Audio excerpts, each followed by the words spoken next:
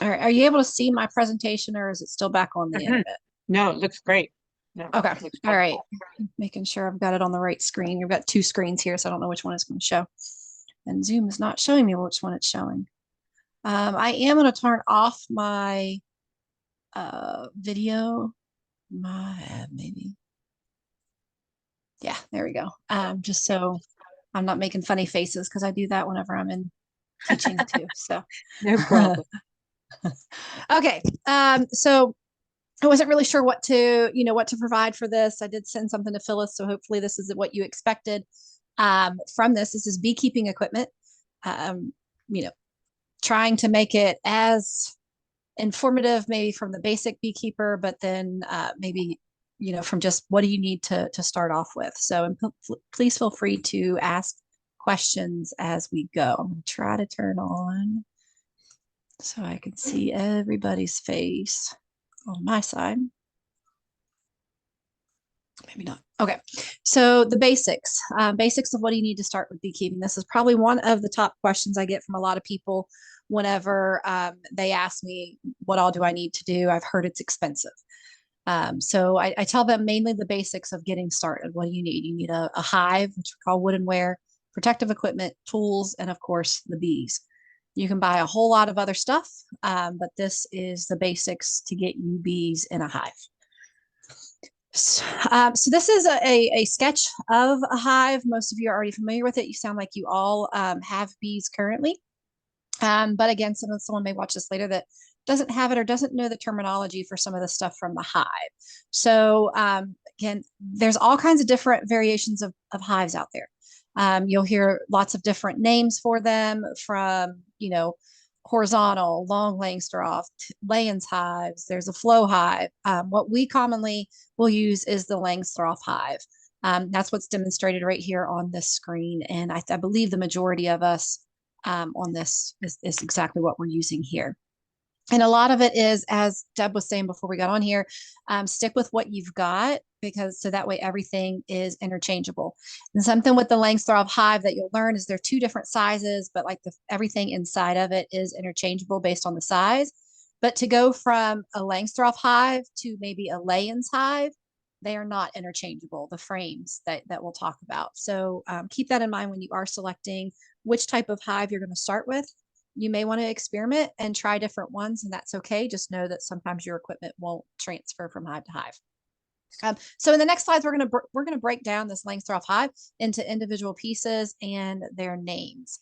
And this is names that I call them. So, and I'm trying to show some variations with them as well because there's not always one choice, and not one choice is, the best for the beekeeper or the bees. It's based on whatever's working for them at that time. So what you start with on a hive, you build from the bottom to the top is the bottom board. Real creative name for it, right? So bottom board. This also creates the front porch that I call it. Whenever you put the hive, the boxes on top of this bottom board.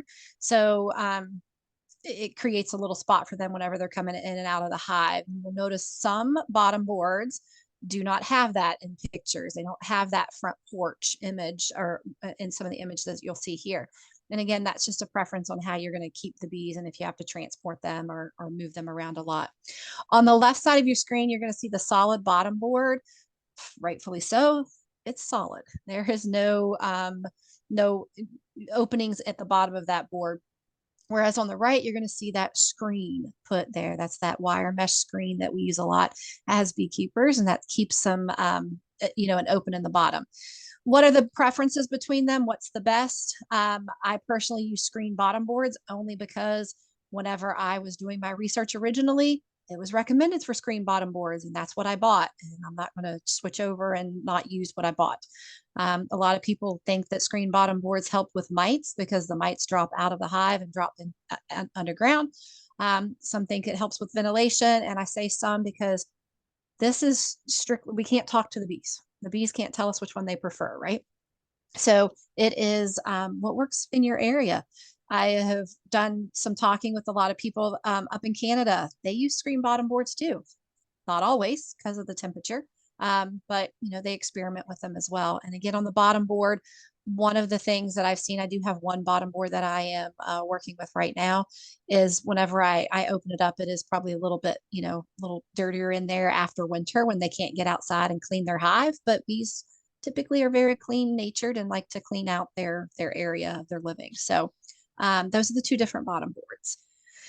Again, it's strictly from a keeper standpoint. What do you want to use? What do you have available, or what have you been using? If the screen bottom board is not working for you, then try the bottom board, the solid bottom board, and see which one works. Any questions on that one? If I hear silence, I'll keep going because I can't see everybody's faces over there. Um, so from the bottom board, if we switch back to the top, the image here, you'll see the bottom board clear on the bottom. And then we get into building the boxes on top of that bottom board. So on that, we call it a deep hive body. A lot of people just call it a deep. Every time we talk about it, we're not going to say deep hive body. And this is where your brood, or where the babies are being made. It sits on top of that bottom board. The queen will lay eggs in here. We'll talk about single and double here next. But when you're talking of this deep hive body, the deep is the dimension of the height of your hive box, what you're using here.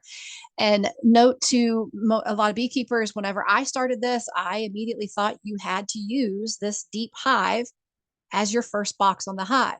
And as I've, especially been in the women's group, I've learned a lot that you can use smaller boxes height wise for your brood box if you have trouble lifting some of these deep hive bodies, or you just want to try it. And I think I might have Phyllis or Debbie help me out here. Is it 3 mediums for a deep? Two. Two mediums. So if you're wanting to use 2 mediums in place of this 1 deep, that's for ease of the beekeeper. You absolutely can. But however, this deep, and we'll get to measurements here in another screen, this deep is the dimension of the height of this.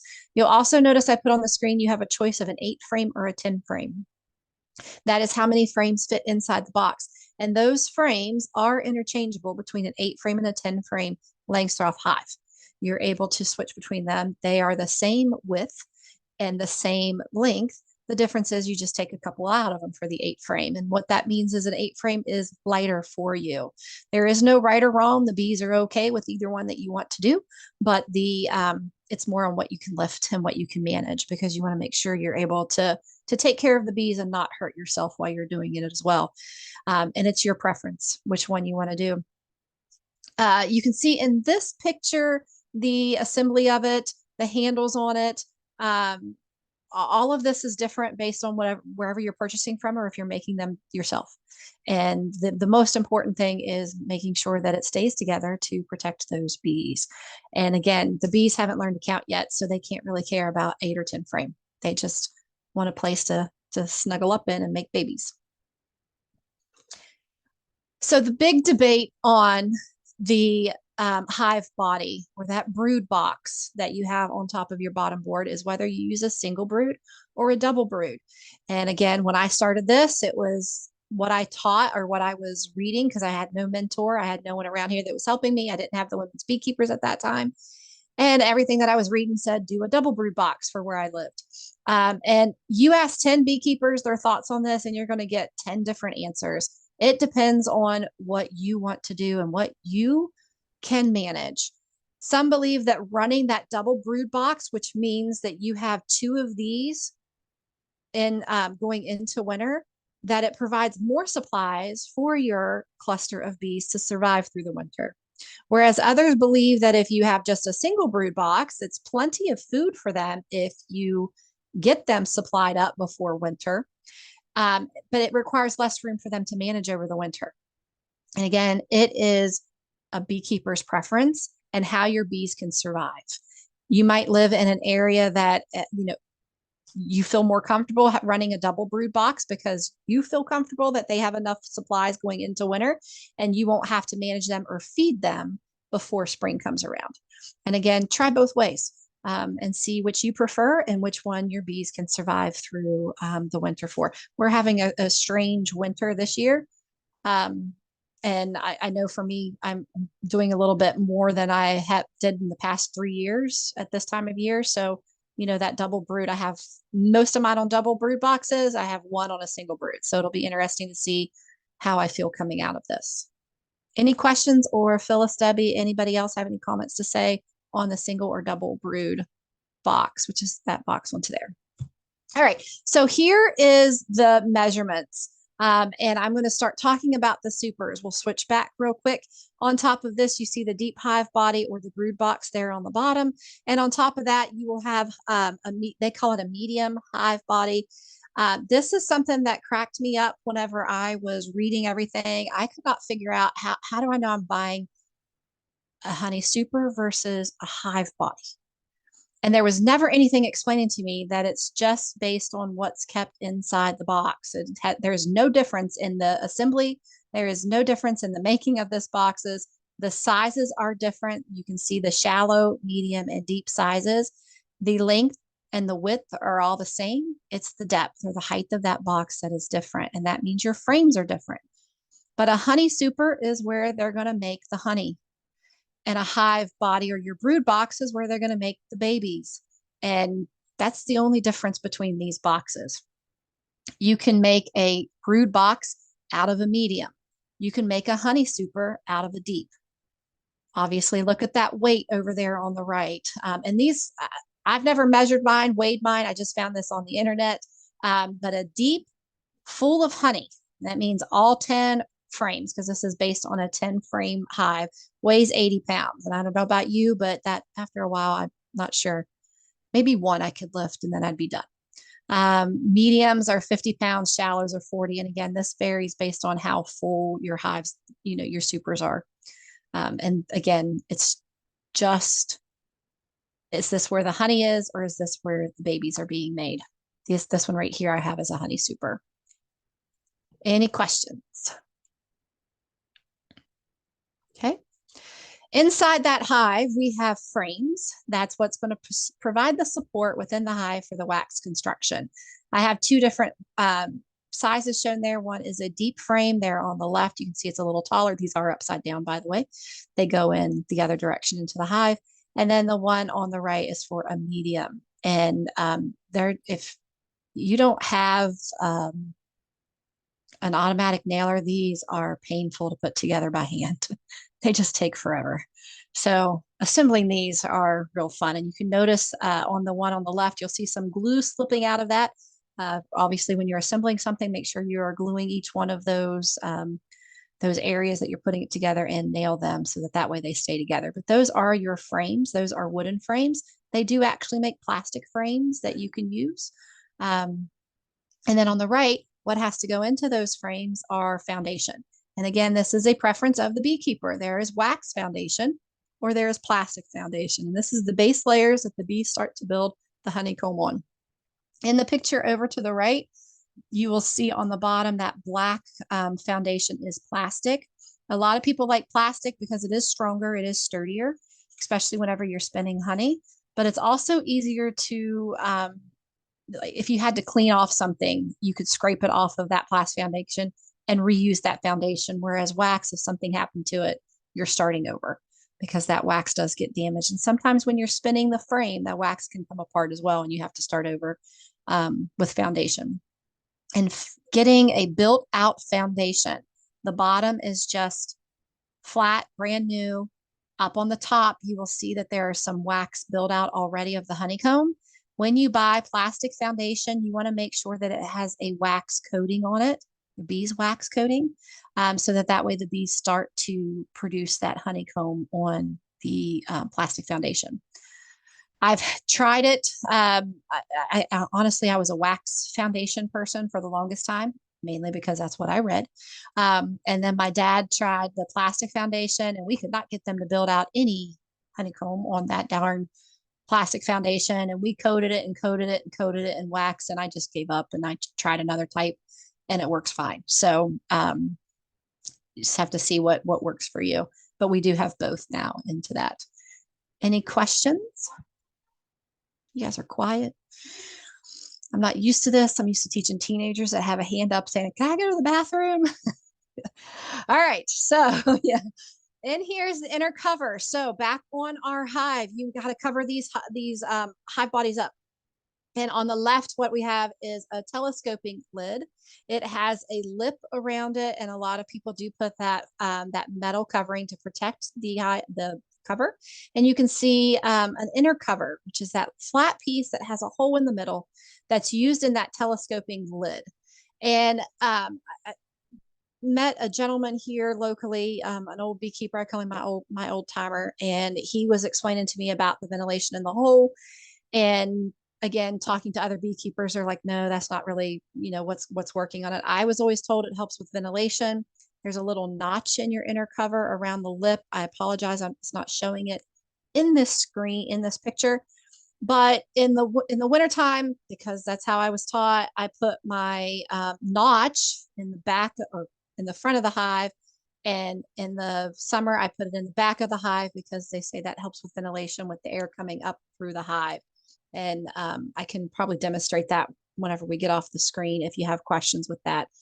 That little hole in that inner cover also can help hold a little plastic piece called a bee escape. So I did have to use this once because I did not have the proper equipment, and I needed to get a honey super off. It had bees. I put an inner cover in between my deep and my honey super and put this little plastic piece that fits perfectly in that little hole.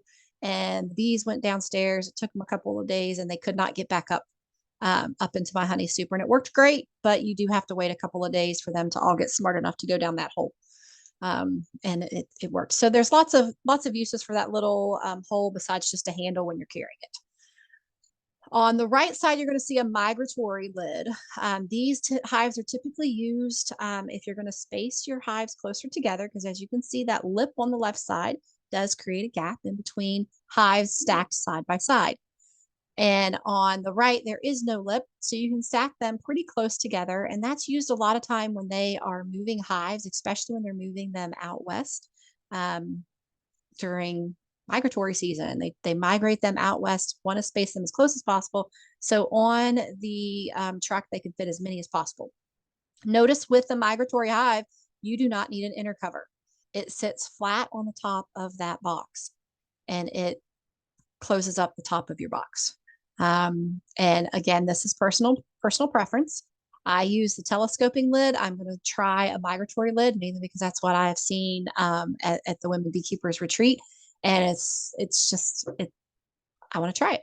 Never tried them before, me personally, but they work for a lot of people. So I will switch to that once I have to buy some new covers for that. Any questions? All right. So when you get your hive, there's a big question of protecting the outside. You'll hear a lot of people say paint them, stain them, dip them in wax, something to protect it. And it is, again, the bees don't care. The reason you're protecting it is because it is an expensive purchase and you want to make sure that your boxes last a significant amount of time. You don't have to replace them all the time. And as you know, being out in the winter, that weather can really do some harm to your wood. So you can see here, my kids pick out the paint collars, and it's usually go to Walmart, let them pick it out. Sometimes we'll just see what's on the oops cart of the paint and let them pick it out, and they paint it because it's free labor. And my kids like to paint because they're artsy. So the bees, they don't really go from one box to the other. It's painting everything on the outside is what I've been told is important because that protects it. Don't paint anything on the inside, although we did watch a video last week or the week before during Women's Beekeeper that I think came and said it's okay to paint the inside, but you don't have to because it's not to the protection of on the outside.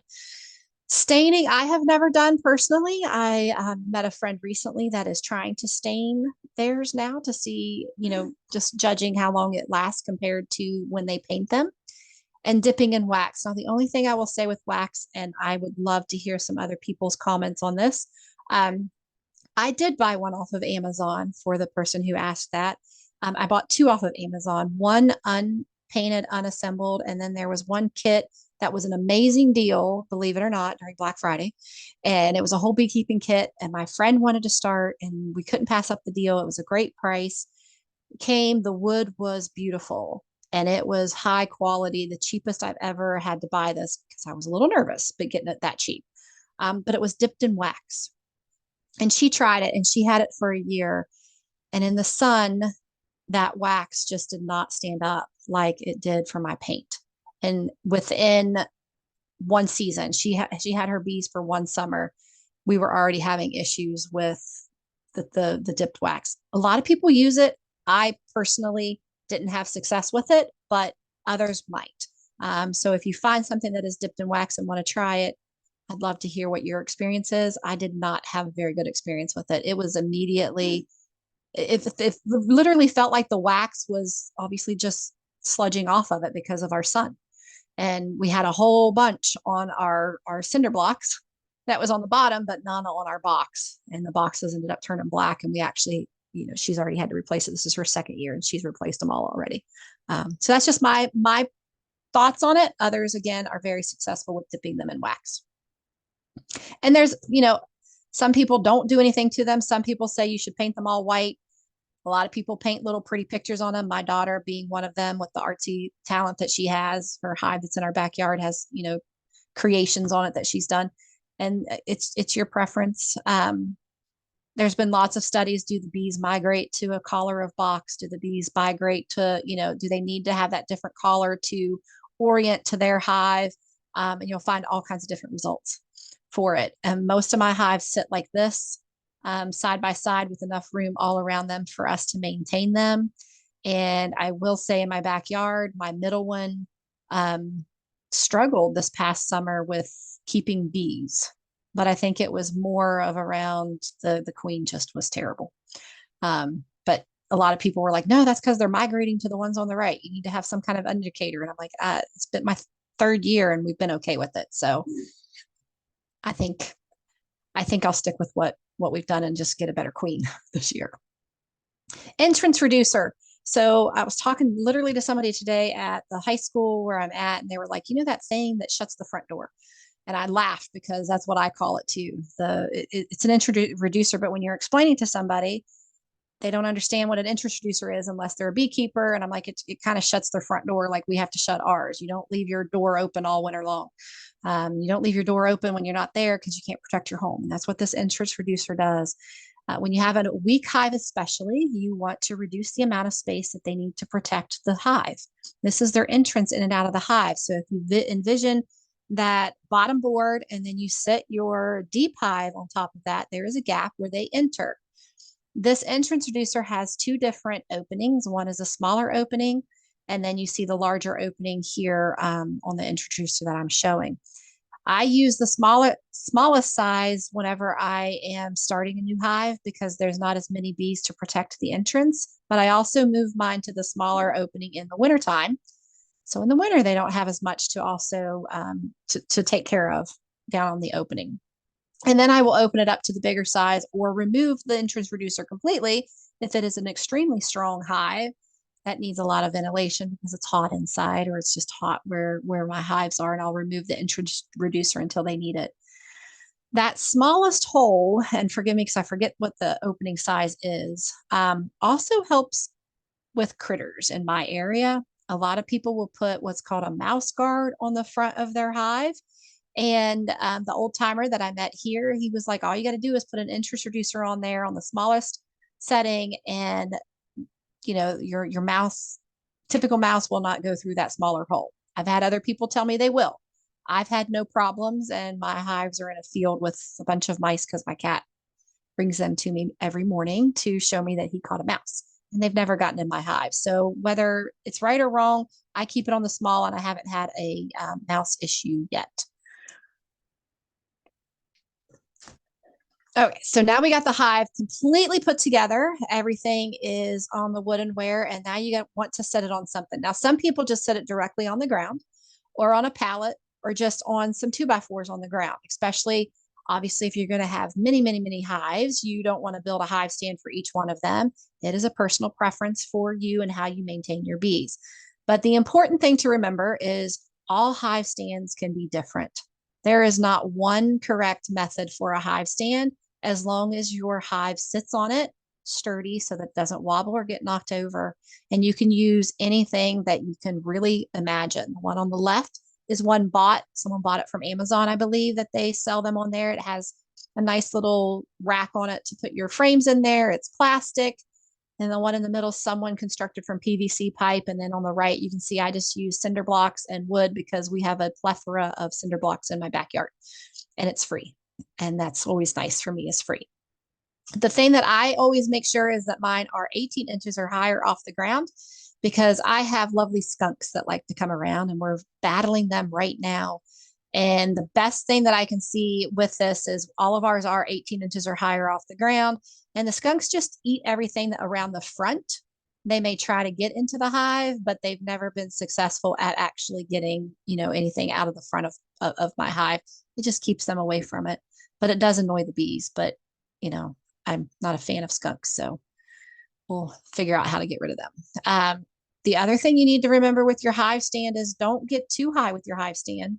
When you have a single deep or you have a double deep, it might be okay and perfect for you when you are doing inspections. But once you start adding boxes on top and it gets higher, I'm short. So if you look on that right image there, you will see 2x4 sticking out. That's for me to stand on. A lot of people ask if that's where I put my frames when I'm inspecting. Nope, that's where I stand on. I'm short. My daughter is tall. I can't get into the hive like she can, so I stand on that so I can actually get into my hive. But that's just me, and that's because I put mine up a little higher with the skunks. But just be aware of that because you don't want to hurt your back trying to lift stuff off, and you want to be able to comfortably inspect your hives without it getting too high for you. A friend of mine just made a hive stand. Anybody ever interested in this? In a windstorm, which we had a windstorm not too long ago, and I seen a lot of trampolines in their backyards all crumpled up.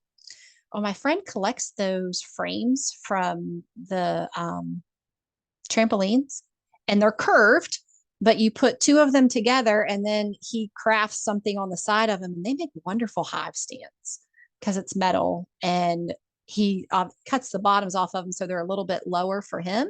But when he showed me what he did, I was like, well, yeah, there's going to be a lot of those with windstorms, and it's free. Again, free is always good. And it was pretty neat to see. So I'm going to try. I told him to send me a picture of it whenever he's got it all together with hives on it because it was interesting to see how he crafted that. But again, make it out of whatever you have. You don't have to spend a lot of money on that hive stand. Just make sure it's sturdy and can hold the weight of your hives. And you can see in this picture, this is actually from Phyllis's yard when we had the retreat. I took this picture. It is her sits on the ground. She has lots and lots of hives. It would be very expensive for her to craft and very timely to create hive stands like the ones that you saw there. And this works great. And again, look at the top of her hives. Those are migratory hives or migratory lids so that they're flush on the side. And she does keep hers a lot closer than what mine are, but she has a lot of bees and it's your preference. So make sure that whatever your woodenware is, it is meeting your preferences and not if somebody tells you, oh, you're keeping bees wrong, you need to keep them this way. Keep them the way that that you can with the woodenware that you have. All right, so now we got the bees taken care of. We got the hive. You need that to start being a beekeeper and to be able to house the bees. But what about you as the beekeeper? So the veil, this protects obviously your face.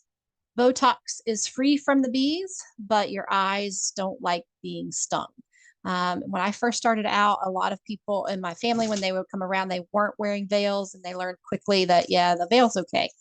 You are not a weak beekeeper because you have to wear a veil. You are smart by protecting your eyes. And my ears, I don't like them when they buzz into my ears. It just freaks me out. I don't know. So I like to keep mine on.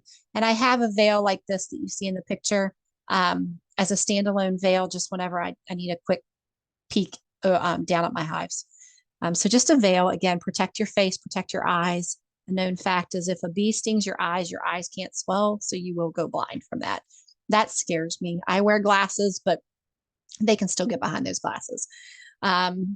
So a veil, any type of clothing you prefer, again, this is your preference. I've met people that only wear a veil whenever they get into their hives. And then my dad and my daughter wear a complete veil, the full body suit that you see on the left. covers you from head to toe. That has a fencing veil on it attached to it, so it's flat on the front. And then you'll see on the right is the jacket only, which is what I do have. But on that one, you're going to see that circular veil. I wanted to show the two different types of veils that you can get with these suits. And that's a preference for you. What do you feel comfortable? What do you have enough ventilation with? What can you see out of? But again, don't ever let someone tell you that you are a weak beekeeper by wearing this kind of jacket. You're going to see people on social media that are going in and getting bees barehanded with nothing on their face, and that's great. That's their preference. I've been doing this. This is coming up on my 4th year, and I still carry my bee jacket with me everywhere for my protection. The stings really haven't gotten to me. I'm used to it there, but I want to make sure everyone around me is also comfortable. So I do a lot of education with some people in my backyard, and I don't want them to get nervous by seeing the bees on my arms, my hands. It makes them comfortable, and I'm okay with it, and I'm comfortable with it, which makes me a more cautious beekeeper as well. So again, your preference. If you want the full body suit, great. My daughter loves hers. And the only thing that she complains about is overheating. So be careful of that as well. Whenever you wear your suit, it gets hot here. If you've seen my daughter, tall, skinny thing, she's usually in shorts and, a tank top underneath of that. And it is still hot. She is still sweating in that because you are lifting, you're working, and the sun is beating down on you. So be careful with overheating. Drink plenty of water. Gloves for your hands. This is again your preference. A lot of this stuff is what are you comfortable with? On the left, you're going to see the more protection. Some people get goat skin. Some people have, I can't remember the other brand, the synthetic stuff. It's up to you. You have less sensitivity with that more protection, meaning your fingers cannot feel as much because of how thick those gloves are, but they do protect your hands from stings. On the right side is going to be less protection, more sensitivity, and those are nitrile gloves. Some people use them, and that's mainly just because the propolis is sticky. So when they're doing inspections, the gloves keep it off their fingers, but they have more sensitivity to what they're feeling in the hive. So if you've ever put your hand on a bee gently, you can feel it in those nitrile gloves, where maybe on the gloves on the left, you do not feel that bee underneath of your fingers when you're lifting something out of the hive. And yes, they can sting you through those nitrile gloves. It's your preference. And some people go bare hands. That if you know your bees and you know your bees are very calm and very happy and very easygoing, you might be comfortable with going bare hands. That's your preference. The worst sting I ever had was underneath of my fingernail. And I don't know if it's because it couldn't swell up underneath my fingernail, but man, that was one that I felt for a little while. Tools of the keeper. These are your hive tools. This is what you use during inspection for prying apart frames or lifting frames. You'll see some hooks on several different types. I try to show 3 different variations. My daughter uses the one in the top with that wooden handle on it. I don't know, it feels better in her hand. It has different tools on it that you'll see on there. The hole in the upper left corner, we've had to use before to pry apart nails. The little round circular thing that's sticking up on that, we've used it to pound in a nail. And then we have the hooks and the pry bars whenever we're trying to pull apart frames, because that propolis is very strong glue. We've also scraped propolis with this. And then, if you get stung, they're great for scraping out that stinger really quickly too. So lots of uses for this. And probably the most common tool you will forget in your apiary. It will either be on top of your hive or it will be in the yard somewhere, and you'll find it either weeks or months or maybe even next summer. You'll find it. Smoker.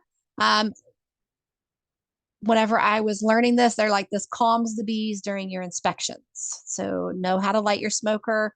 Took me forever to light that darn thing and keep it lit. Finally figured out a way to keep it lit while I was doing inspections. And then I started realizing I wasn't using it only whenever they got nasty with me. So you start to learn how to use the smoker that has the bellows that you puff, keeps the smoke going. You do want cool smoke. You don't want to burn your bees whenever you get that. Plus also that smoke, if it's hot and puts out embers out the front, can also be destructive to anything around you, especially if it catches on fire, something on fire. So again, the smoke, some believe that whenever the smoke goes into the hive, it makes the bees frantic, thinking that their hive is on fire. They collect the honey into their bellies and become fat and slow. And when you're inspecting, they're not as busy around. Um, what I a lot of time use this for also is covering up the pheromones from the sting on me or on somebody that's doing an inspection with me as well. But it's your preference with this as well. There's tall ones, there's short ones, like everything. There's lots of different variations, and most of the time, you get one smoker. As long as it doesn't break on you, you're going to keep it for a while and use it for a long time. The last thing that you're going to need, so that takes care of everything for the beekeeper, is you're going to need those bees. When I started this, I had one hive and it quickly became an addiction. And now I just wish I had more spots to put hives because I need more bees. But find some bees and you're ready to go. Those are the basics that you need. You need the hive, you need protection for you, and then you need the bees and a place to put them, which was that slide right there. Sorry. In the beekeeping world, there are many gadgets, gizmos, or just plain old must-haves to try. You're going to see a lot of people have different tools, different neat things. Take a look at them. If you have the money to spend on it, you'll try it. Some of them you might like, some of them you might not like. Every day there's new stuff coming out. I know at the conference coming up in March, they're having an invention, beekeeping, inventing something, bring it in there and show it. Which is pretty interesting, but there's always new stuff out there to try and buy. Some other tools that people use, some think that you need this to start off with. Again, it's your preference. The bee brush, used to swipe the bees and remove them from any surface. Typically, the bees have not been a fan when I've had to use this. They don't like to be swiped away from their honey. They also get stuck in those bristles. And I see other people just gently using them, and the bees are okay with it. I do have a bee brush. It came with my kit, and I think my daughter's probably used it more for me just because she thinks she's brushing them. My little daughter, my youngest daughter. And then there's a frame puller on the right. This helps the keeper pull the frame from the hive. If you have some issues with maybe your mobility in your hands, that can pull the hive straight up out of there until you can grab a hold of it and do your inspection. So another gadget to try to help the beekeeper. Feeders, I think someone was talking about getting a feeder made. Here's just a few types of feeders. On the right, you'll see a frame feeder that actually goes inside the hive in place of a feeder, and the bees, you put the sugar syrup in it and the bees can go in there and eat while they're inside the hive. The top middle, you'll see Boardman feeders. Boardman feeder is fed on the outside. You take a mason jar of sugar syrup, turn it upside down, slide it into your front of your hive, and the bees go in and eat the syrup that drips down from that mason jar that has a little bit tiny holes poked in the lid of it. You have to be careful with the Boardman feeders because if you feed outside the hive, you can get robbing because they will smell that sugar syrup and come a running, wanting that. So you have to be careful with that. On the left is a hive feeder inside a top feeder. It sits on top of your box. This is just one type. There's many different types of this. There's no way all of them could fit on this screen, but you will see little cavities. That's when you pour the sugar syrup. The bees come up the middle, and that is a domed wire mesh over top of their hole that they can come up in the middle, and then they crawl down and they feed from the syrup and then go back up and down the hole. I have one of these, and the first year they decided to build comb in that little bubble, and I have no clue how to get it out. So we had to actually deconstruct it to get the wax out of their little spot that they can feed from. So they did not like the hive feeder. We removed that. We revamped it some, and now they're okay with it. And instead of having that fencing over it, we actually made them little step ladders going down, and they don't build comb in there. So many different types of feeders. Those are just a few that I pulled from. Yes. Christy, can I say something? On this left one, the top feeder, that's from Man Lake probably. And with this one, we've told you guys before, but now that we have a picture, we can explain. but this is the one that you need to use caulking with, like the marine caulking for the aquariums. And because they die in this one, they get in there and they drowned. But if Yes. you caulk, and I would just caulk the whole wire, wherever there's wire, it needs caulked. And the black part comes out of that. It's just a box. Hmm. So, you can, just to let you know about that feeder, but it is a good feeder. It's just that you have to caulk them or you're going to kill a lot of your bees. Hmm. There's Thank also a hive feeder. I don't know if it's on Man Lake. Now that you brought that up, I wish I would have shown the other side of it. It doesn't have that middle piece on it. It just has an opening, and then it has like these, a gap or a wall to keep the syrup from going down in it. But it's just open, and then they have these little planks that float in the top of it, and there is like the bees are just flying in there, and then they can't get out. So a lot of bees died in that one of mine as well. Excuse me. So you try out the hive feeder. You may have to modify it somehow so you don't get in there and then get upset because you see how many bees are dying when you're trying to feed them to keep them healthy and happy. Excuse me. And to mention also the one on the right, the frame feeder. I have one of those, and I had some bees dying in that as well. They show little cones for them to insert into there. The bees can crawl down in and feed. But I just put like mulch or some wood pieces, grass even in the top of that frame feeder so the bees can land on that and feed. And they don't, you don't want them drowning and not being able to get out of that sugar syrup whenever you're feeding them. So whatever you can try. And again, free is always better. So I didn't buy the cones. I just put mulch in there from my front yard, and it worked. Queen equipment. On the left, you'll see a queen excluder. Some people like them, some people don't use them. Whenever you have your hive, I don't know. I've missed pretty much all of these trainings, but I don't know if you've done one on the honey where you have like the rainbow, you have the brood, and then you have the pollen, and then you have the honey rainbow. And the old timer that I talked to, he's like, you don't need a queen excluder because when they build that honey rainbow, the queen won't cross over it to make babies up in your honey supers. Okay, that works for you. It did not work for me. My little queen decided to make honey, to make her babies everywhere. So I do use a queen excluder, and that wire mesh or that wire metal frame right there, her little butt can't go up there, and she can't go into the honey super. It is just enough bee space for your worker bees to go up into the honey super, and then she cannot. The drones also can't get up there because their butts are too fat for that as well. And I had a drone issue last year, and I actually used this to get rid of some drones because they were making me mad. So it's personal preference on you what you want to do. Try it out without a queen excluder to see if it works. It may work for you. It didn't. I was not successful with it, and ended up with eggs in my honey super. On the right is a queen catcher. Um, Phyllis is very good at probably catching that queen with her fingers. I'm not quite there yet. I'm so afraid of hurting her, and I don't want to do that. So I use this, and a lot of people's like, "Aren't you afraid of squeezing her with that?" I don't know why. I'm more comfortable with that little contraption, but than my fingers. But I catch the queen there if I need to. Um, it's just like a little hair clip, and you put the queen in there, and again, it's the perfect size. Worker bees can get in and out, but she cannot get out of that queen clip.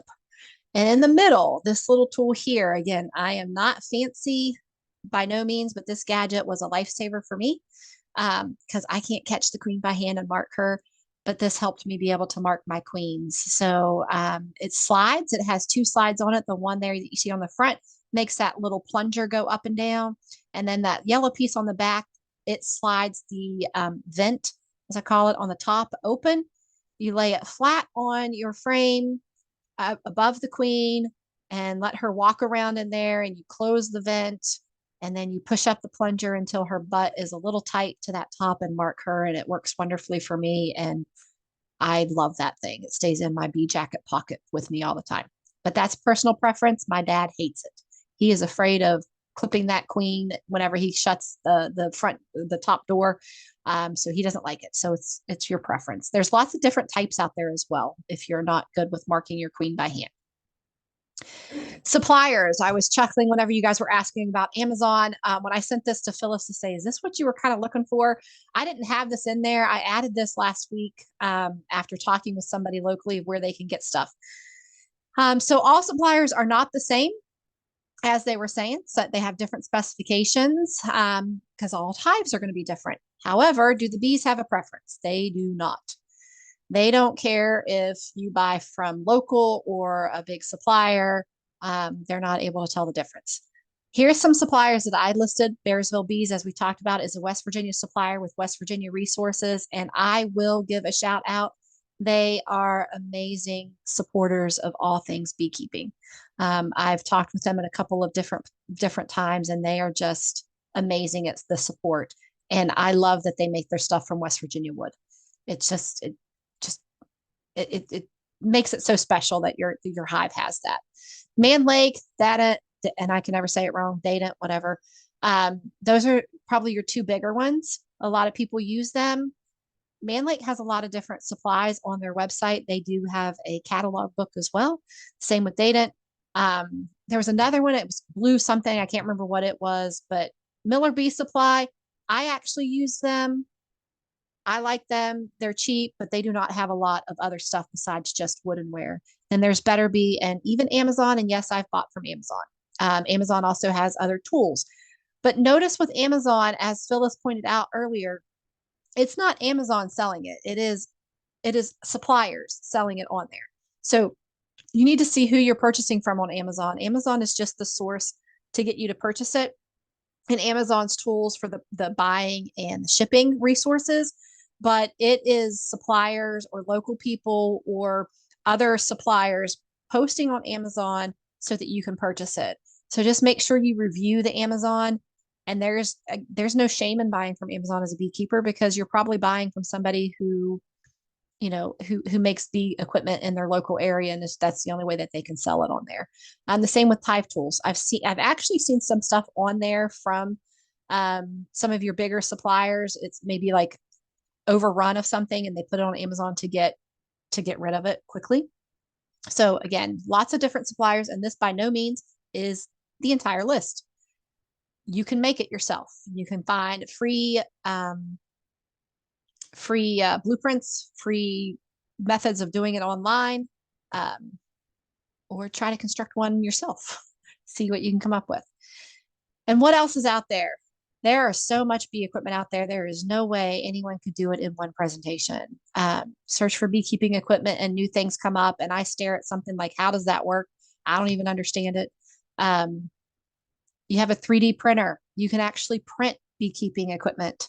I've got a 3D printer very recently for my kiddos, and we're trying to print some stuff for beekeeping that I saw out there. And I thought, well, let's try it because we've got this. Why not?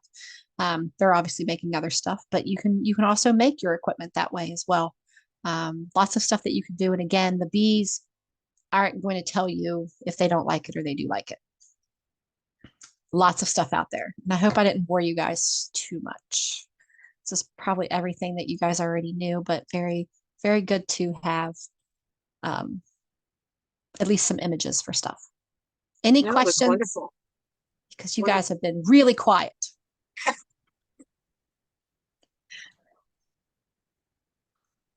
Mm. Hmm. Maybe you can unshare and they can see your face. There we go. I was trying to see the unshare button. Okay, I'm back. Yeah, there you are.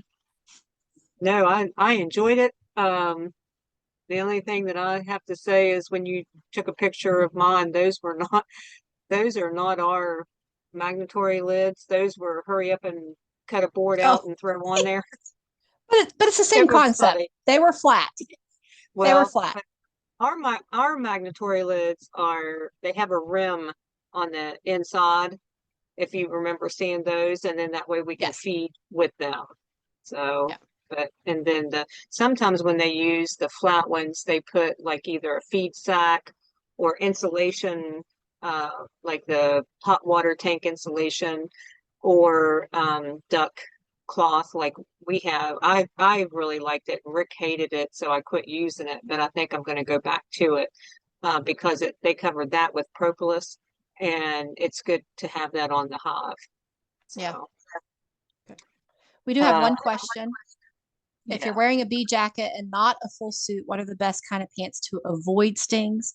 Um, yeah, I wear the jacket, and the majority of my stings are right on my legs. Again, I am short, so when I'm inspecting, I tend to lean on my hive when I'm standing up on my makeshift stands for my feet, and I usually squish them into my legs, and that's how I get stung. So it's always right on the front of the legs. I wear a thicker cargo pants if I'm going to be doing something with a nasty hive. It doesn't protect you from stings, but they are thicker. But most of the time it's hot, and I end up just wearing scrubs. I'm not a nurse, I'm not anything in the medical field, but they have pockets, and I can put stuff in my pockets.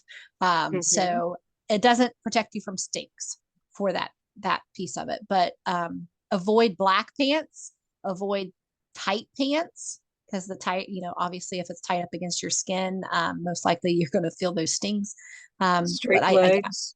straight legs, yeah. A lot. My dad, he wears a full bee suit and still every time gets stung on his ankles because he doesn't wear his socks up. And it's not because, he's doing anything at the ankles. I think it's just he feels them crawling on him, and he messes with his foot to try to get whatever's crawling off, and he gets stung always on the ankles. So I don't think you can find anything to avoid the stings. Just try to wear stuff that's looser, maybe a little thicker if it's not too hot, but you'll if you lean up against them, they're going to sting you. Yes. Can I say something? Um, Mm-hmm.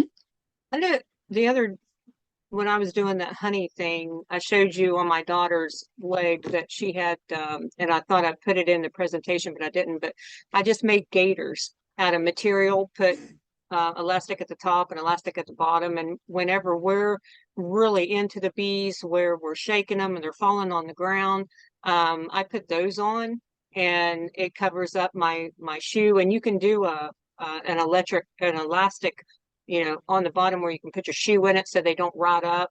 I mean, it's endless how you can make them. Or you can buy gaiters, if wintertime. I have 4 pair, but I just went ahead and made mine because they're lighter. And I wear uh, double um, layered Carhartt. They get heavy in the summer, but then I went to the lighter Carhartts that I wear, and Dickies. But I do the cargo pants, like for carpentry, and I before and then you can slide your hive tool down in the side pocket. So, but there's you don't want to wear tight pants and or dark. So, and sometimes too light gets you too. So, Mm-hmm. but I always have them crawling up my pants, and I've walked away, and luckily I work my bees either with my husband or myself, so I walk away and drop my drawers and let them fly. Not let it fly, but let the bees fly out. So if you don't push up against them, you can usually get them out, and sometimes you can Yeah. just open it up and they'll crawl right out. So Yeah. don't panic, and just remember, I want to leave you with this, and then I'll shut up and let Christy back at her presentation. But bees crawl up, sweat runs down. So if you think you have something on you, just think a minute. It's like, no, what direction is it going? So, yeah. Yeah. Any other questions? Any piece of equipment that you've heard about the name, or may have a question, what's the purpose, or what are they for, or where to get them, anything like that? I think a lot of these girls have, except for maybe Tammy, has already ordered their equipment, so they're pretty up on that. Um, I know Donna, how did your horizontal hive go yesterday, Donna? Did you guys get that? And she may not be able to answer. I forgot she's busy, but they got together and built a horizontal hive yesterday. Her and her, here she comes. We're not finished with it yet. Sure. We ran into a mess with the router, Oh, okay. but we got the box put together. Um, Nice. we have the top board put together almost completely. So tomorrow or the next day, we're going to finish it, and I'll send you a picture and show it to you. But Yeah, yeah, please do. like And you looks can like it's post it going to on be amazing. Women's. Yeah, Yeah, I think it that's holds exciting. 30. I think 30 frames. Frames, nice. Because So you can do one big hive, or you can do three little ones, or you can do two. So I mean, it's just endless. Just like Christy was saying, whatever you want to do with your equipment, you can do, and that's the way this one is too. So yeah, that's good. yeah, we're Very excited exciting. about it. I'll send you a picture when we get it finished. Yeah, please do. We Please called do. around today for flashing to go on top, so to Now cover the only the now with that, because we have a metal bender and who's with you, Christy? Your daughter? I see her little hands. Yeah, she took my phone, my little one. Oh, okay. Um, I see her as like Harry Potter with the Yeah. wand. Yeah. Um, but anyway, sometimes when you use that metal, and Christy had one in her presentation, that when you're out there and the sun beats down on it, it kind of just blinds you. So I yeah, told Rick to stop putting any metal unless it's white or something that doesn't reflect the sun like that. So just to let you do what you want, but yeah. it We does hurt. we called around today at a local gutter place to Hmm. see if they had any extra scraps of flashing laying around that they'd want to sell.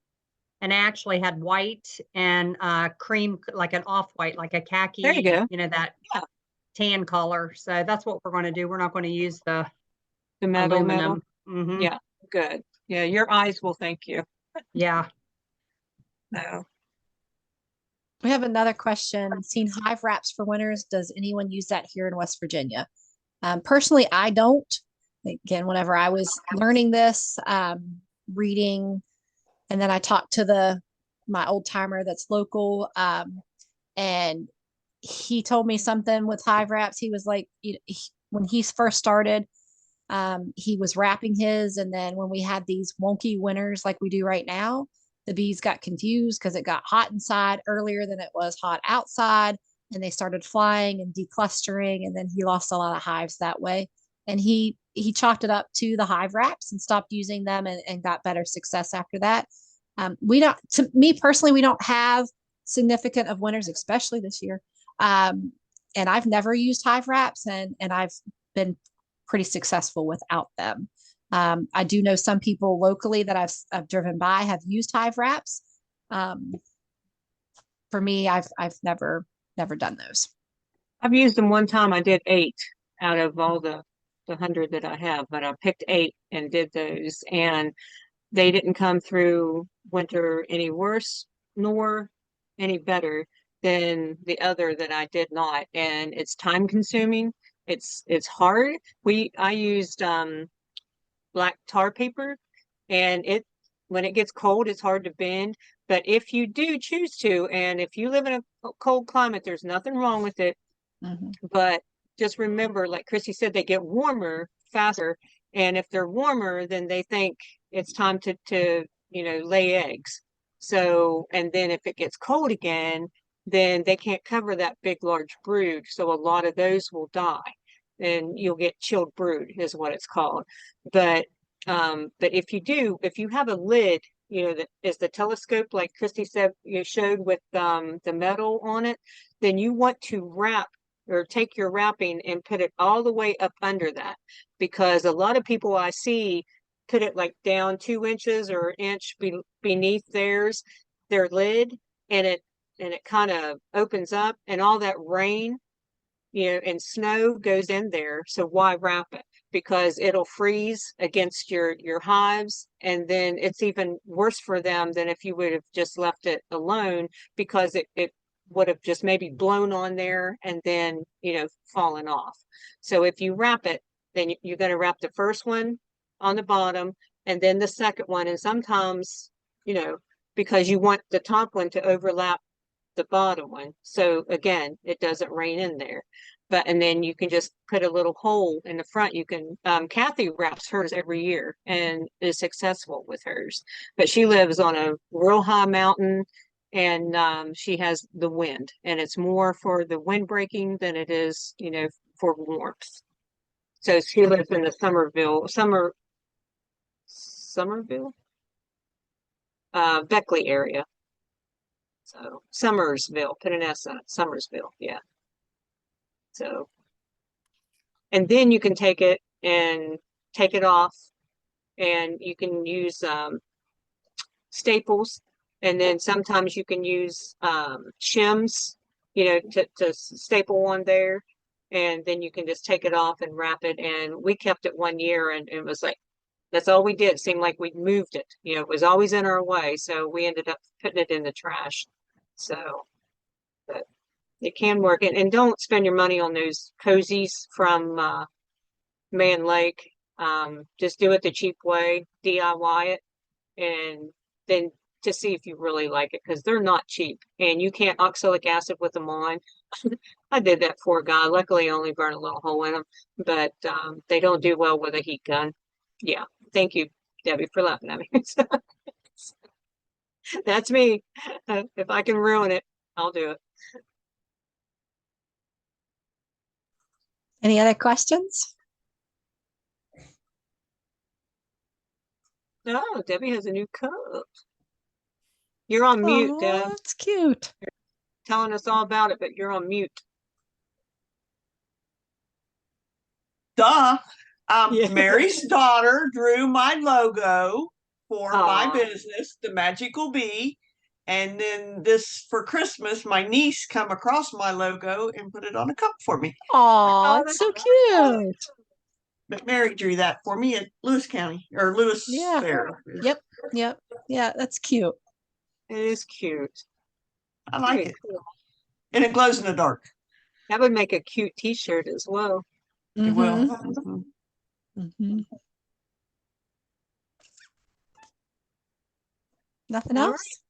You guys all talked out. You have no equipment questions? I have a question. Awesome. How many supers?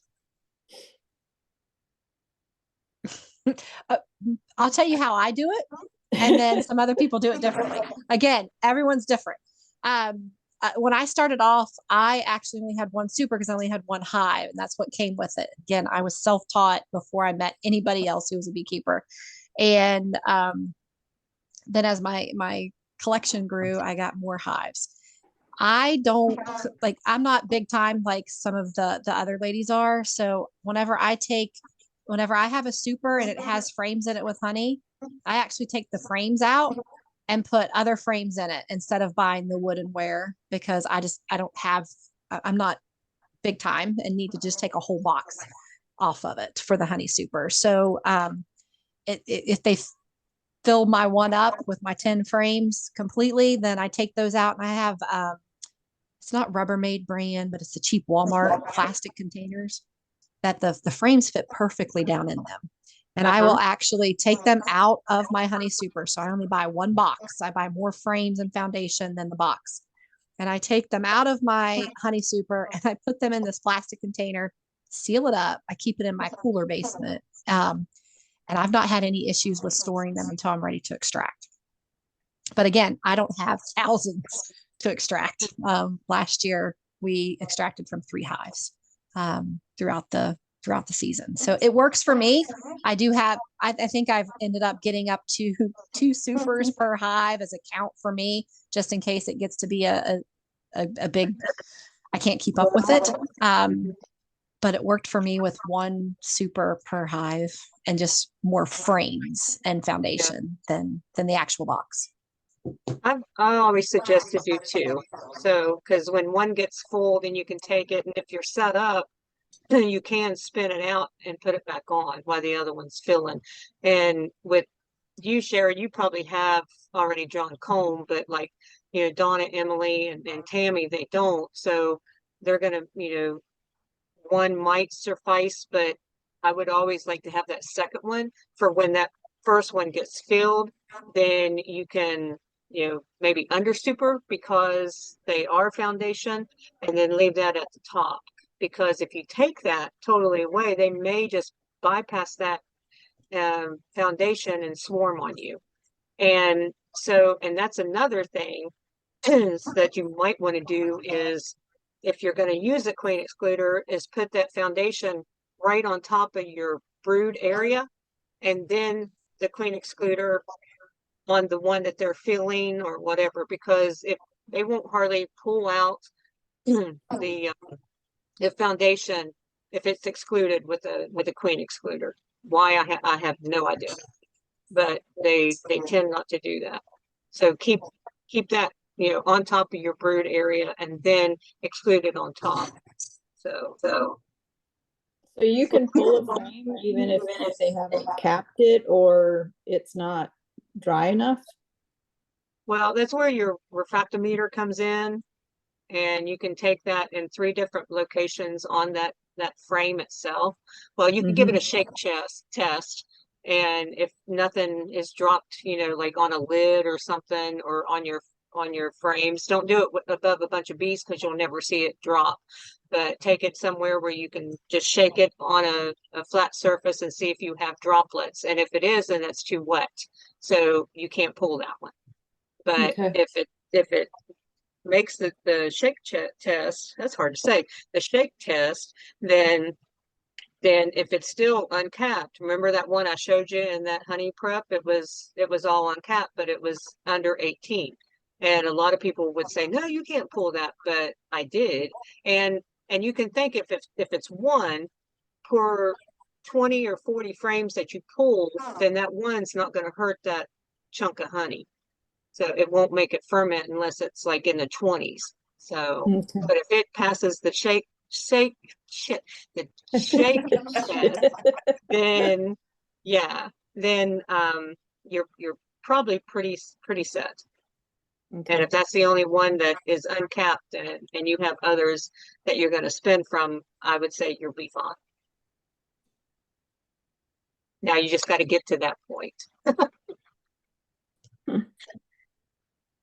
Angie has a question. I'm going to defer to Debbie and Phyllis because I've never had this happen. What do you do if a mouse chewed on a frame with drawn comb?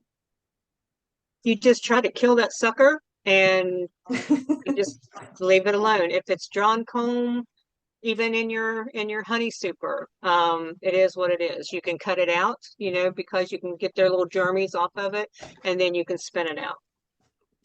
If it's down in a brood box, there's nothing you can do. Hopefully they'll come and repair it themselves.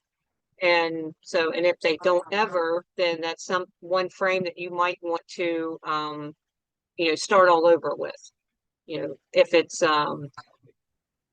foundationless and it's just wax, then you can cut all that off, because you don't want to keep it going like for a year or so, because that's one area that you're losing. Say if it's brood, then that's that many more that you're not, that she's not being able to lay because there's nothing there.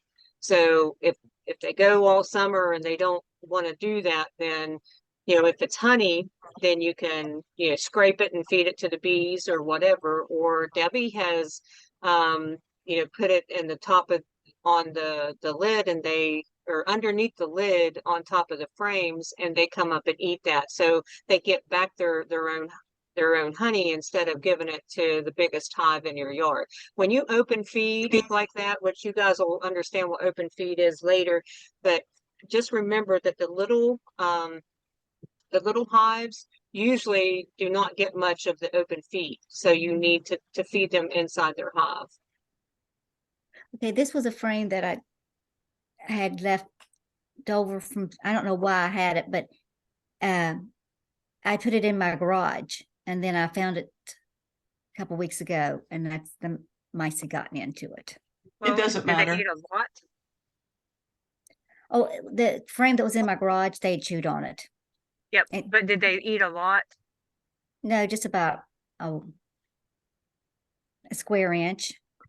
The chewing doesn't matter because they can repair that. Mostly if you've had your frames in a hive and a mouse has built a nest in it, and they've got urine all over those frames, those I would take out. But just having chewed on a little bit of the wax, it doesn't matter. The bees will fix it. Yeah, and if they damage, I have a few frames out there that are, like very thin because they've chewed in it, but it's not, I'm not spinning them out or anything. They're always in the brood area, so they're still usable. And even the ones that get peed on, you could possibly just Cut set them that out out. and let them get air on them and use them.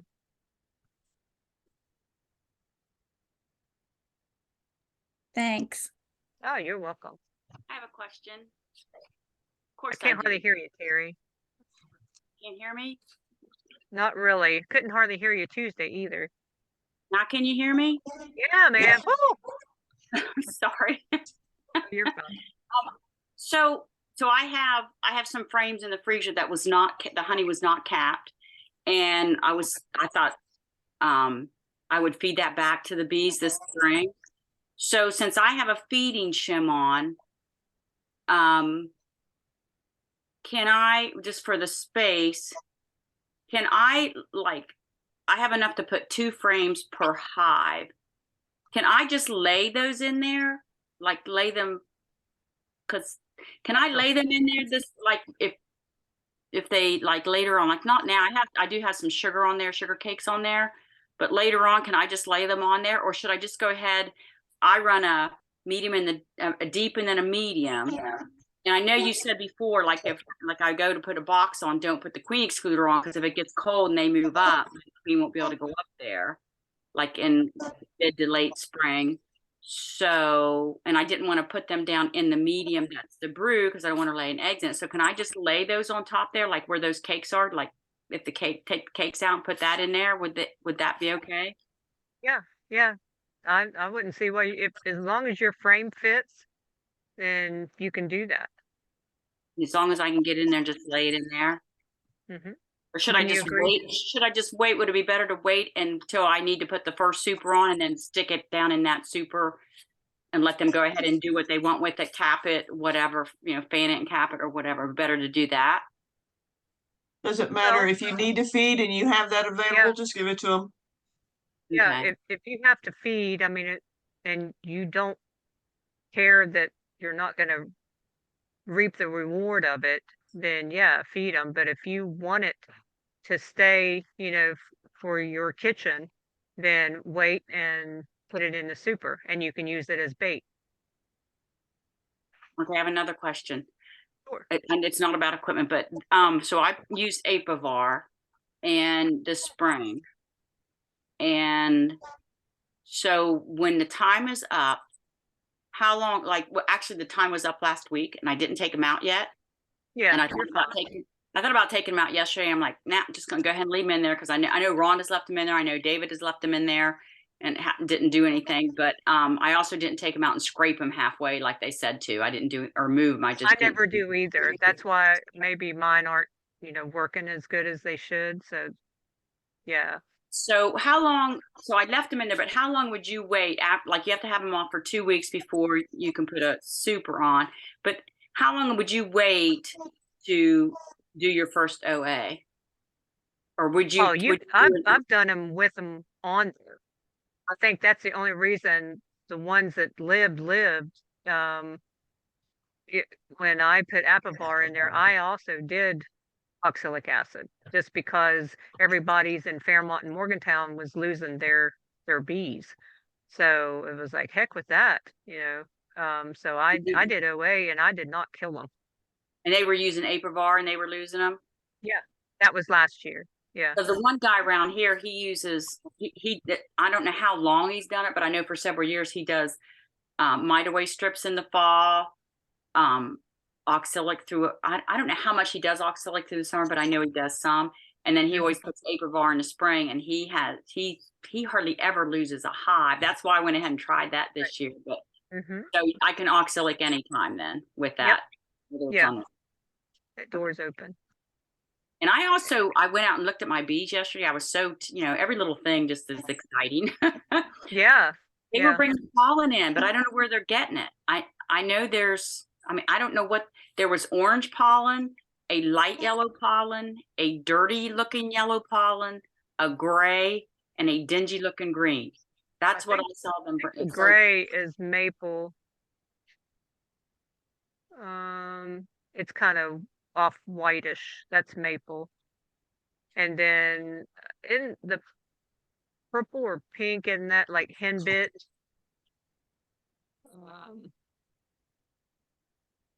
I don't know what the orange would be from, but what you think it should look like, it's never that color. So, Right. like dandelion, you would think that it would be yellow, and I can't remember what color it is. It's like a burnt orange or something. There was one that was darker. I mean, there's a little bit of dandelion, like we walk every day, and we walk today. I'm like, I didn't see anything. I didn't see flowers. And I know like here and there you'll see a dandelion, but it's not prevalent yet. And I know a friend of mine uptown said she said her forsythia were starting to bloom. They're out in Morgantown. They're bloomed. What color is that pollen? Do you know? No, I went to get my shirt. I have a shirt with the whole thing on it, but John already went to bed, so I don't want to wake him up. I think one of my books has a color chart in it. I'll have to look, but I just didn't know how much it had, and I'll have to look at it though. But I was just tickled that they were alive and bringing in pollen. And the other day we was talking about coltsfoot and dandelion, Yeah. and I was calling what I had coltsfoot. They're not. They're dandelions. Huh. Because when Tiffany told us that the dandelions has got a smooth one stem, Yeah. even though it could be short, those are the dandelions. And then I looked up coltsfoot, and coltsfoot has a whole bunch of stuff on their stems, like hair and leaves, and they have their stem is covered with parts of the plant. So you are seeing dandelions. You're on mute, Phyllis. Yeah, thank you. But when you look at them, if you would have them side by side, they look nothing alike. Correct. They're just yellow on the ground. But just to walk by, you go, come on, and it's usually not. I was only calling them coltsfoot because I know that's the very early spring yellow that you see. That's usually along the roads and the ditches and stuff. So that's what I thought they were, but they're not. They're actually a dandelion. But just because there's pollen, there's not necessary a nectar flow yet, right? Is that right? Correct. Yeah, they can be two different things. Okay. Looks like willow and crocus have an orange pollen. I would think those would be. Yeah, daisy is kind of a burnt orange. It'd be too early for daisies though, right? Yeah. Yeah. Yeah, that's not a good one. I was just trying to look them up, and it gave me the wrong one.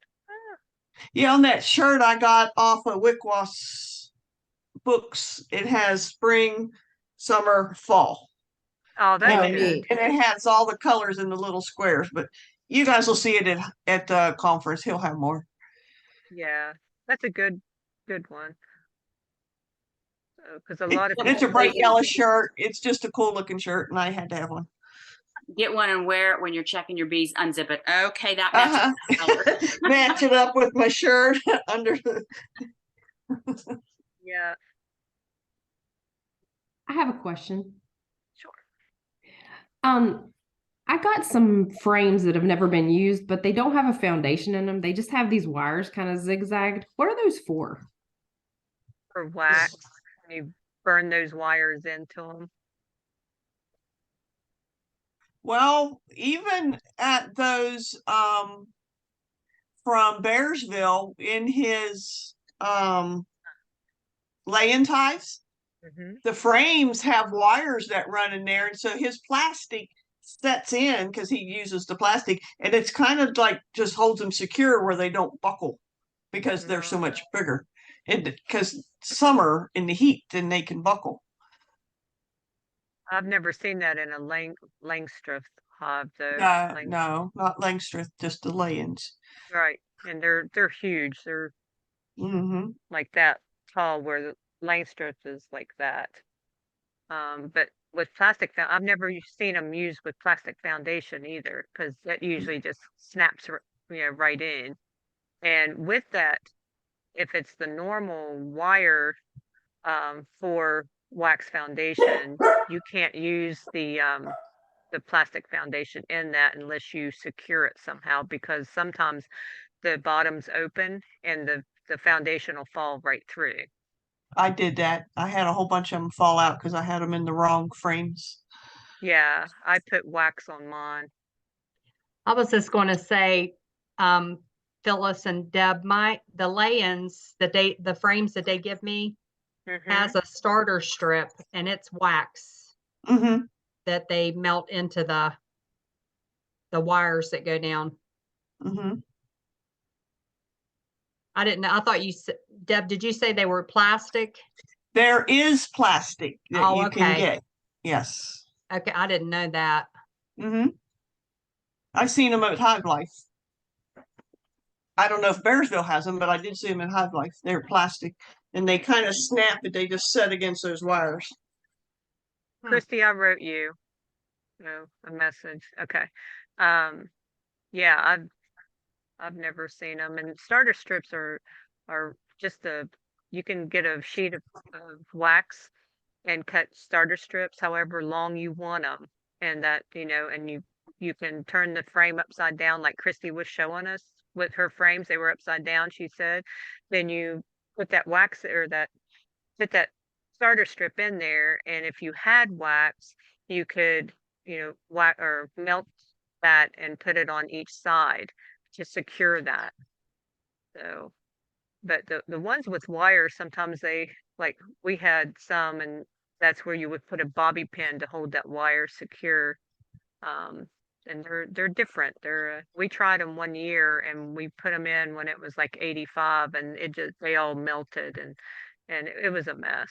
So, and then it seemed like the ones that did form up correctly, they you could see where the wire was because they wouldn't build on top of the wire. So we didn't stay with them very long. Not saying that I mean, just because we didn't like them, and they might be great for a backyard beekeeper. So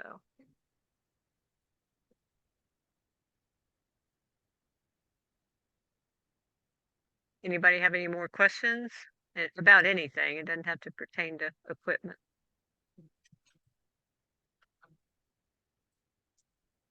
Everybody got their bees ordered? Got their bees thought about? I'm going to take that as a yes. I'm just so happy both of my hives are still alive. Yeah, me too. So I'm not going to get any more, and we'll see what these do. Yep, that's the best way. And and if you have other beekeepers in your area, you could always put out swarm traps and just go check them like every other day and just see if there's bees flying in. And if you see a couple flying in, those might be scout bees. And then you come back another few days, then if there's more bees, then they've entered it and you have free bees.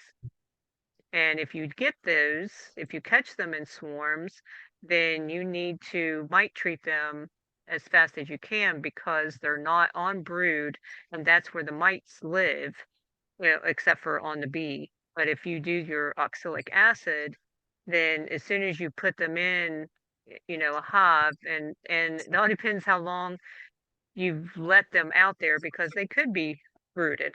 If you didn't go, find them fast and they've, established a colony, then I would still do a whole complete treatment of oxalic acid on them, which is 4 to 5 treatments every 4 to 5 days. So and then that way that would get the whole brood that was laid and hatched, and then you can start off with a great Swarms are wonderful hives because they're ready to build, and you need comb built out, put it in that swarm. They will pull it out. Even if it's, a different size or whatever, they don't care. They're going to pull comb for sure.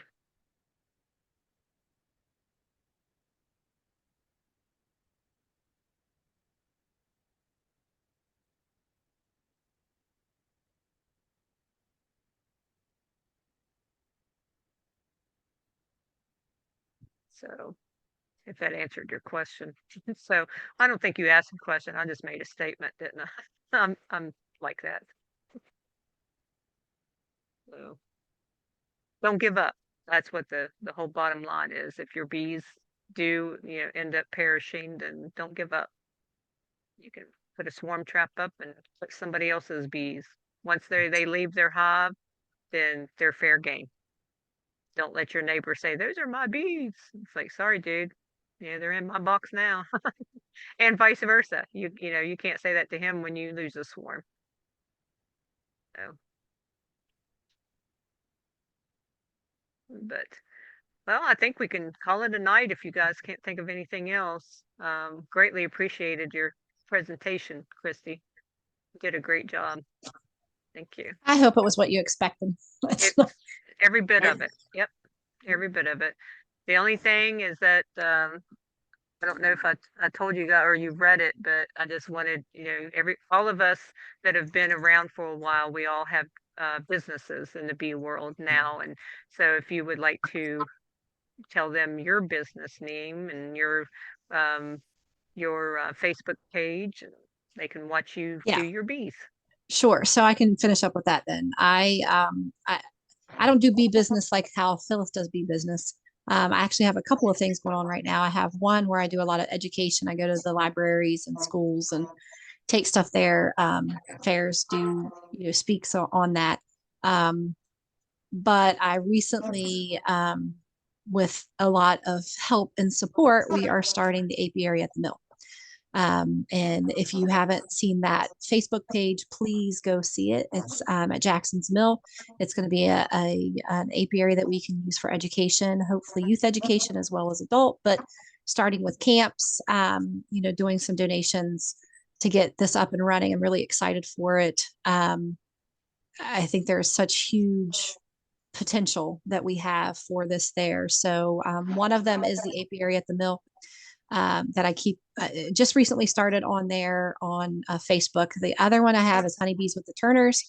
Again, it's more of my adventure from being a newbie, not knowing what the heck I was doing, reading about it to meeting lots of people and sharing my experience with that. So not necessarily a business where I make money. I don't, I'm not there yet. That's my retirement plan. Whenever I quit teaching, I will find land somewhere and have a bigger apiary to do that. Right now, I'm just enjoying educating and getting other people started in this.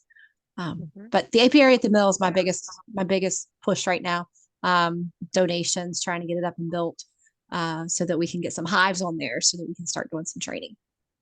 Absolutely. Yep. And it's looking good. The best it's been. Yeah. We've been at this for 2 years. So Yes. Yeah. yeah. It's been a long it's time. all Christy, and she's got a good sidekick now, Tiffany, and they're going full blast. So I do know wanted to say that a couple years ago, Christy has a game camera at her outyard close to her house, and she caught it. Did you stop a swarm, or you? Because she saw a swarm starting to come out of her hive, and because her camera alerted her on her phone, and you can tell that story if you want to. Yeah, so it actually happened to us twice. The first time I did tell you, I have my apiary in my backyard. My Wi-Fi from my house actually reaches that. My husband's an IT guru, so I made him make my Wi-Fi go clear to where my bees are. So we have a hive camera, what I call a hive camera, and it watches it. And I was messing with the sensitivity because the skunks is what's annoying me. We've caught fox around the hive, deer, obviously, and the skunks. And then I was at school and my hive camera alerts me that there's something going on at the hive, and I get on there and I see the start of the swarm, which was amazing to watch. from that. And it happened to be that I was able to get home because again, I was leaving work from there, and I don't live too far away from where I work. I called my dad, and we all get down there, and on the watching it the entire time on the hive camera, freaking out that my swarm that one of my hives is swarming, and you can hear it, and you can see, you know, the bees and what they're doing. It's really neat to watch from the beginning. And then I got my regular phone out, and my dad stood in the middle of where they were going. We were watching where the swarm was going. Very gentle, obviously. They didn't care about us being there, but the sound was phenomenal. And I loved that hive camera because of that. It actually died on me this winter, and I've replaced it because I've used it. This is the third year that I've used it. And obviously being out in the sun, it really did some damage to the camera. But 3 years, it was $50. It was worth it for me to watch my bees and to see that, because it was pretty neat to see that. And it alerted me so that I could catch my own bees and I didn't lose them. Yeah, that's amazing. Yeah. And we I drove up want to know one how time. you caught them. How did you catch them when you got there? They went into one of my trees, and I because I obviously knew when they swarmed, I was hoping I had a lot of time. The first swarm I catch, I was caught, I was clueless. This one, I was a little bit more knowledgeable, so I actually let them land on the tree and watched for the queen to crawl around, and picked up the queen and put her in a nuke box that I had, a cardboard nuke box, and the bees went in. I didn't do anything else than that. But Yep. we had to watch where they landed. Yep. The first hive, or the first swarm, I made lots of mistakes. But I still got the bees, but I made lots of mistakes. I was a little bit more scared of losing my bees than I was that second time. But both of them, the camera caught it. That's awesome. So they are worth it if you can get a service pretty close. And the Mhm. swarms do kick them off for activity. And if you become a business, you can take that off. Yes. Yeah. We I have got to one. figure out a way at the mill to get Wi-Fi over to the apiary, because I'm more nervous about people over Yeah. there. Well, Not we have one people. that goes off of AT&T, and we pay yearly, and it wasn't that much. Like I said, I took it off on my taxes, and it does really well. But Are you you have able to to. look at it anytime you want, or it has to? Yep. Okay, that's what I want. Okay. No, no. Okay. Like only when it takes a picture. It So on my alerts Wi-Fi me. camera, I can just Yeah. log on to my phone and watch my bees all day long. Right, like I Um, can on Ring at home. yeah, yeah. Yeah. So Yeah, that that's what would I'm be the looking for. better. That would be the Mhm. better to do for sure. Somebody Yeah. told me to get the MiFi box or the Jetpack from Verizon and put Okay. it in a weatherproof housing, and it gets cell service onto that, and Huh. then make it a hotspot so that my Wi-Fi camera can Oh work my. at the apiary at the mill. And it's still just I think it's an extra $20 on my cell phone bill to Oh get shoot. that there, Okay. but it's going to be worth it for me so that I Yep. can make sure I know who's in Just and a out of peace that of mind. apiary. Yeah. Yeah. Just a peace of mind. Yeah. We'll see if it works. I'm going to ask my IT husband. We'll see. Well, I think it does. Yeah. Because we put an outyard over in Elkins, and we're given a new outyard this year just for sourwood, and I would like to have something there. Yeah. It's only right outside of Elkins, but it's still 50 miles or 50 minutes from my house. So Yeah. Peace of mind is worth it sometimes. it is. It is. Hmm. Yep. Yeah. So, all right, you guys done with us? Thank you guys for showing up. Next week is Shanda with labeling and all that kind of stuff. If you're interested in um, knowing how to set up your business, your label for your honey, and better bee practice. So I think she's going over that as well. And we cannot record that one because of her job. So it's hopefully everybody, and we'll make announcements that you have to be here or you can't see it. So Hey, yeah. Phyllis, I actually got to meet her at the West Virginia Yeah. farmers or the Winter Farmers Blue Farmers Uh-huh. Market thing. Mm-hmm. They had a booth Good. set up. Yeah. Well, I know for a fact that you were not disappointed. Shanda just loves all people. So Is she's she she's not a allowed lot to do? she's a lot Sorry. nicer than I am. Is What, she not Terry? allowed? Is she not allowed to do like a handout type thing or like a? Yeah, yeah, she can do handouts. She can't be recorded because somebody will say, like if it's 3 years from now that you get on our site and see it. And I was like, well, Shanda said, or the state apiarist said, and even if she would start off, this is 2023, this is what pertains to this year, then somebody would still slander them.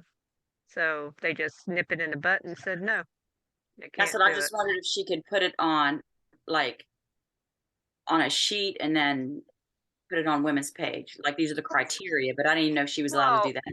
you can go to It's posted. Yeah. yeah, you Oh, can is go it on to the West Virginia Department of Agriculture, and it's all right there. It's all there. Okay. Hmm. Thank All you. the rules and regulations and what they want, and just okay. I'm gonna stop share or